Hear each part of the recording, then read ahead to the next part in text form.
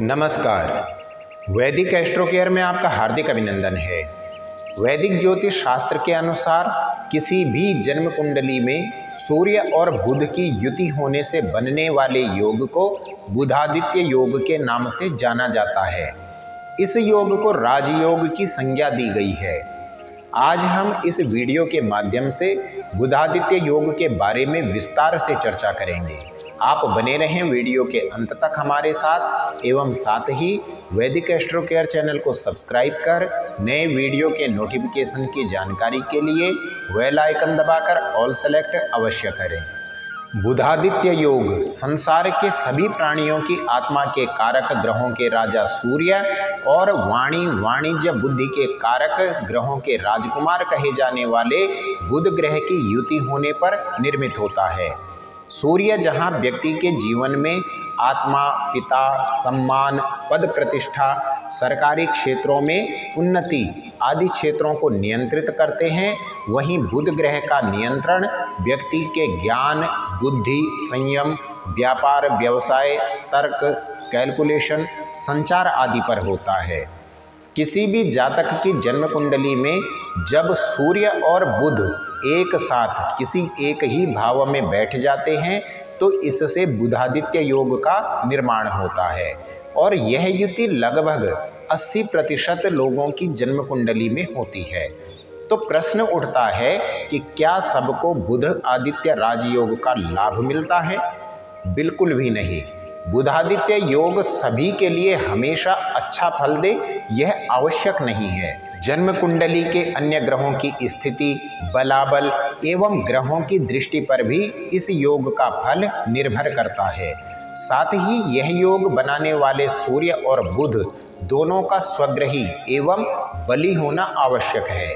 इसके अतिरिक्त सूर्य और बुध के उच्च और नीच राशि का विचार करना भी परम आवश्यक होता है। किसी भी जातक को बुधादित्य योग के शुभ फल तभी मिलेंगे जब सूर्य और बुध की युति जन्म कुंडली के केंद्र अर्थात लग्न, चतुर्थ, सप्तम और दशम भाव, त्रिकोण अर्थात लग्न, पंचम और नवम भाव के साथ ही द्वितीय भाव अथवा एकादश भाव में बने।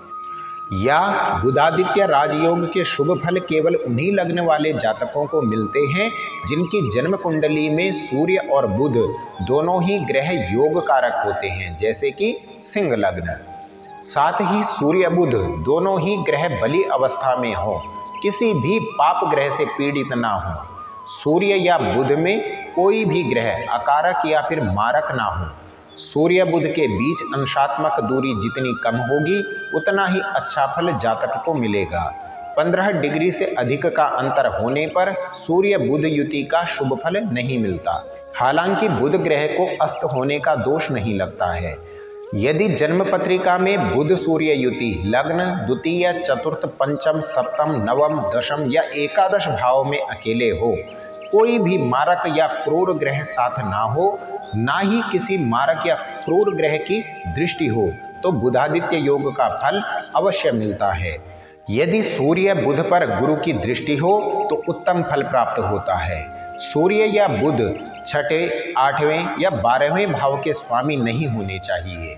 नवमांश में भी सूर्य बुध नीच राशिगत ना हो और लग्न और नवमांश दोनों में सूर्य बुध युति हो तो बुधादित्य योग के सर्वोत्तम फल की प्राप्ति होती है। हम अगली वीडियो में जन्म कुंडली के अलग अलग 12 भावों में बुधादित्य योग के फलों पर चर्चा करेंगे। अपनी जन्म कुंडली का सशुल्क विश्लेषण करवाकर शुभ अशुभ योग एवं ग्रह दशाओं की पूर्ण जानकारी के लिए आप स्क्रीन पर दिए गए नंबरों के माध्यम से हमसे संपर्क कर सकते हैं। वैदिक एस्ट्रो केयर आपके मंगलमय जीवन हेतु कामना करता है। नमस्कार।